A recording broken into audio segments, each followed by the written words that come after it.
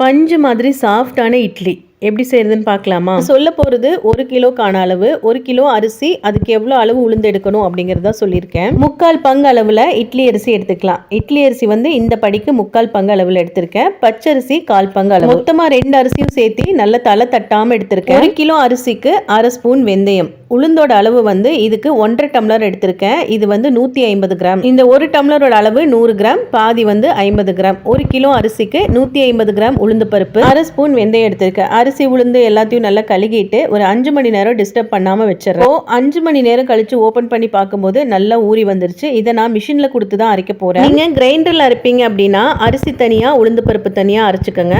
அரைச்சிட்டு வந்த இந்த மாவை நல்லா கலந்து வச்சுட்டேன். நல்லா கலந்து வச்சாதான் ஃபர்ஸ்ட் மாவுல இருந்து லாஸ்ட் மாவு வரைக்கும் இட்லி தோசை சூப்பராகவே வரும். மாவை நல்லா புளிக்க வச்சுட்டு இதுக்கப்புறமா இட்லி ஊற்ற ஸ்டார்ட் பண்ணிடலாம். இட்லி மாவுக்கு எப்பவுமே தண்ணி மாதிரி கலக்காம நல்லா கெட்டியாக கலந்துக்கணும். தோசைக்கு கூட கொஞ்சம் தண்ணி மாதிரி கலந்துக்கலாம். ஆனால் இட்லிக்கு மாவு நல்லா கெட்டியாக தான் இருக்கணும். இட்லி பாத்திரத்தில் தண்ணி ஊற்றி அடுப்பில் வச்சுட்டு இப்போ இட்லி ஊற்ற ஸ்டார்ட் பண்ணியாச்சு. நான் எப்பவுமே இந்த காட்டன் துணியில தான் இட்லி செய்வேன். இட்லி செய்யறதுக்கு முன்னாடி நல்லா துணியை அலசிட்டு அதுக்கப்புறம் இட்லி ஊற்றி வச்சாச்சு. இப்போ இட்லி நல்லாவே வந்துருச்சு பாருங்க. துணியில ஒட்டாம சூப்பராகவே வரும். நான் சொன்ன இந்த அளவுகளோட செஞ்சு பாருங்க. இட்லி நல்லா பஞ்சு மாதிரி சாஃப்டா இருக்கும். 1 கிலோ அரிசி, அதுல முழுக்க நீங்க இட்லி அரிசியும் எடுத்துக்கலாம், இல்ல பாதி ரேஷன் அரிசி பாதி பச்சரிசியும் எடுத்துக்கலாம். நம்மளோட விருப்பம் தான். 1 கிலோ அரிசிக்கு 1/2 ஸ்பூன் வெந்தயம், 150 கிராம் உளுந்து பருப்பு. பஞ்சு மாதிரி சாஃப்டா இட்லி வரும். ட்ரை பண்ணி பாருங்க.